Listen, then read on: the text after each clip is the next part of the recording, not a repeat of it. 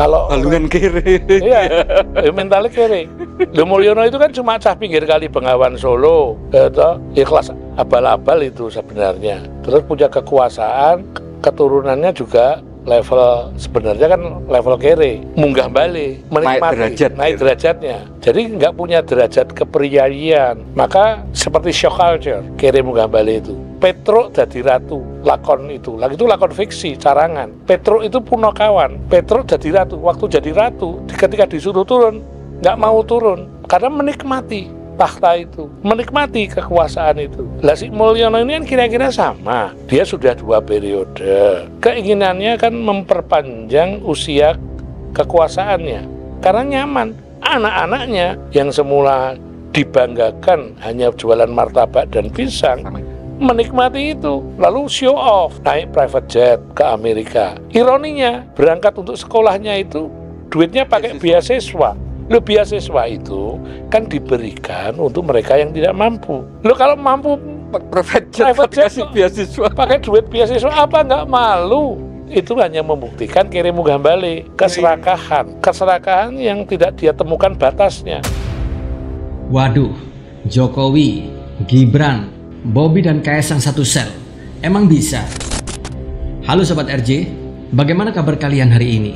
Baik bukan? Di hari yang sedikit gerah karena cuaca politik yang lagi panas, kita akan bahas sesuatu yang mungkin bikin kalian bukan hanya geleng-geleng kepala, tapi bisa jadi ketawa geli. Dan siap-siap untuk gemes sambil sedikit gregetan menyimak topik kita kali ini. Karena topik kali ini bakal bikin kita mikir, apa mungkin ya keluarga Jokowi ini bakalan ngekos bareng-bareng dalam satu sel penjara? Serius loh ini, yuk kita kulik lebih dalam. Pendidikan D1 dan kontroversi debat Cawapres. Gibran Rakabuming Raka, anak sulung Presiden Jokowi, belum juga resmi jadi wakil presiden, tapi sudah dihujani ribuan kritikan oleh netizen. Loh, emang kenapa? Ternyata nih sob, status pendidikannya saat ini lagi dipertanyakan dan diragukan oleh banyak pihak. Gibran yang sebelumnya pasang ijazah S1 di kantor wali kota Solo, malah dinyatakan KPU cuma pendidikan setara D1. Lah, kok bisa beda ya? Nah, ini nih yang bikin publik bingung. Apalagi katanya Gibran gak pernah nginjek bangku SMA. Julukan bocah asam sulfat juga nempel padanya gara-gara netizen yang gerah dengan gaya bicaranya. Gibran juga dituduh nepotisme bareng pamannya yang seorang ketua MK, dan bahkan diduga curang pas debat Cawapres. Hal ini pun pernah dituduhkan oleh pakar telematika kita, yaitu Dr. Roy Suryo. Gibran disinyalir memakai teknologi canggih buat mencuri dengar lewat mikrofon tersembunyi. Wah, udah kayak film James Bond ya. Ijazah palsu dan isu korupsi keluarga. Nah, nggak cukup sama Gibran saja, Pak Jokowi sendiri juga terseret dalam isu ijazah palsu ini. Bayangin sob, ayah dan anak dihadapkan pada tuduhan yang sama. Dan kalau benar terbukti, mereka bisa kena hukuman penjara sampai 8 tahun loh. Hal ini pun sesuai pasal 264 KUHP. Serem gak sob? Di sini publik merasa bahwa masalah ini perlu diselidiki lebih lanjut. Masa sih seorang presiden bisa lolos dari kasus ijazah bodong? Padahal rakyat biasa saja harus ngurus segala macam administrasi pendidikan dengan serius. Di sini keadilan itu nggak boleh tebang pilih bro. Disinilah pentingnya proses hukum yang adil serta transparan. Kalau emang salah, ya dihukum. Kalau enggak sih, ya dibersihkan namanya. Simple kan? Bobi Nasution, gratifikasi dan jet pribadi. Masalah ternyata nggak berhenti sampai di sini sob. Anak-anak Jokowi yang lain juga nggak luput dari sorotan.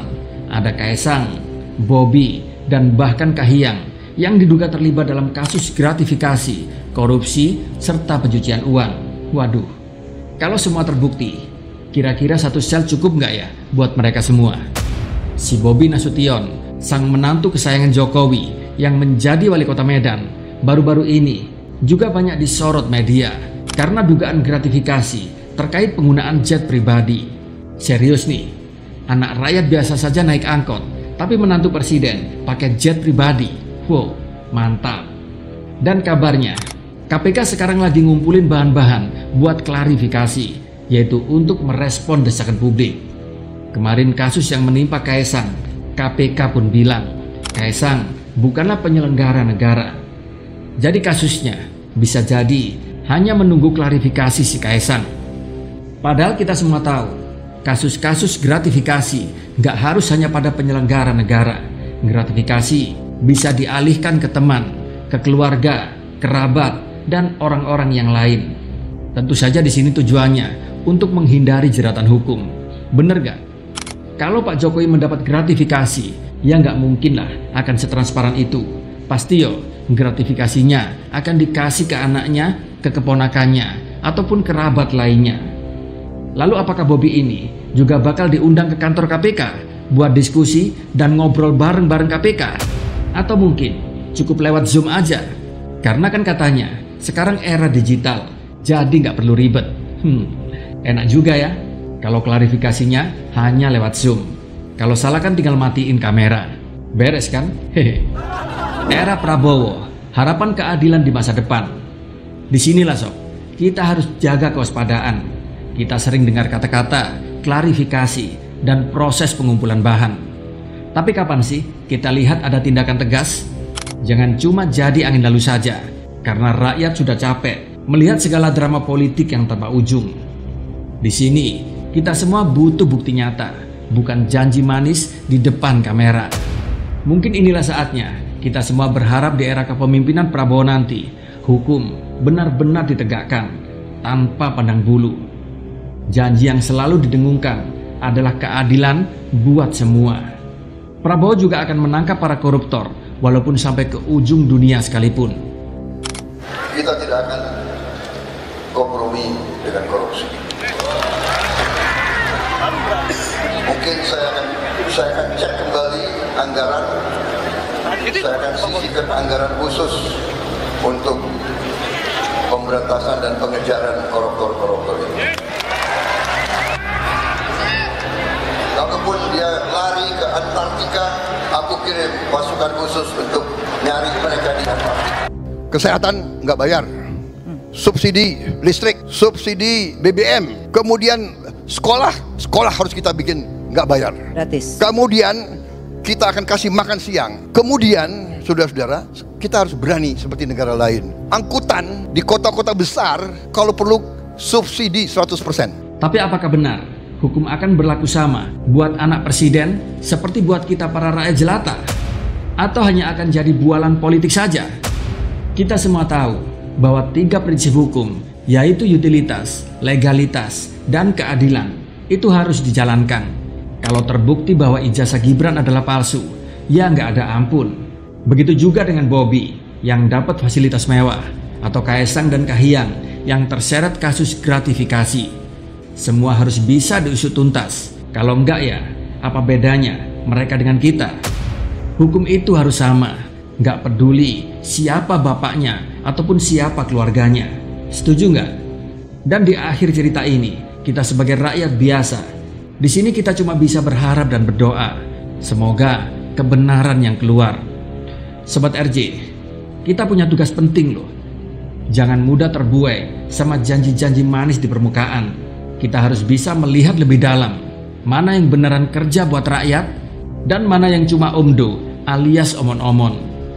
Karena di sini terbukti slogan kerja tidak bisa menjadi acuan bahwa Indonesia akan bisa lebih baik. Karena faktanya Indonesia saat ini pun kian semakin terpuruk. PHK di mana-mana, rasio pajak melebar, bahkan nominal pajaknya ditingkatkan. Di luaran sana banyak orang mengatakan bahwa uang Rp100.000 pun saat ini jadi sak kelemetan. Gimana enggak coba? Apa-apa saat ini serba mahal, tapi gaji kita ya segitu-gitu aja, tidak ada peningkatan. Itulah kenapa kalau ada mahasiswa demo itu, mbok ya jangan dihujat. Mahasiswa itu demo ya demi kita, demi kalian semua. Coba deh, kalau tidak ada demo mahasiswa, mungkin saat ini Undang-Undang Tapera sudah membebani kita. Mungkin juga saat ini kong kali kong jahat, Undang-Undang Pilkada sudah diketuk palu oleh DPR. Mungkin juga saat ini PPN 13% sudah diberlakukan tanpa menunggu 2025. Kita sebagai rakyat tentu saja punya kekuatan besar dalam mengawasi jalannya pemerintahan.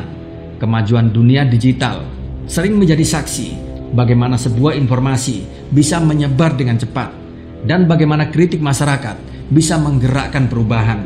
Sebagai rakyat jelata, di sini kita perlu bersikap kritis, tak sekedar percaya dengan narasi-narasi pemerintah atau media-media bayaran, tapi sebaliknya, teruslah perbanyak literasi politik. Dan mengenai kesimpulan, mungkinkah Jokowi beserta keluarganya mereka bisa satu sel? Kalau semuanya terbukti beneran bersalah, ya bisa saja mereka akan ngekos dalam satu sel yang sama. Tapi kalau enggak, ya kita jangan terlalu berharap. Yang pasti, kita harus tetap kawal proses ini, biar beneran bisa transparan. Kalau sudah di era digital kayak gini, tapi hukum masih bisa dibeli, wah, kita harus teriak lebih keras lagi. Jadi gimana nih pendapat kalian? Setuju nggak kalau keluarga Jokowi harus diusut tuntas? Komen di bawah ya. Jangan lupa like, share, dan subscribe buat info-info seru lainnya. RJ pamit dulu ya. Kita ketemu lagi dalam video-video selanjutnya yang tentu lebih tajam menghujam. Sampai jumpa dan salam dari rakyat jelata.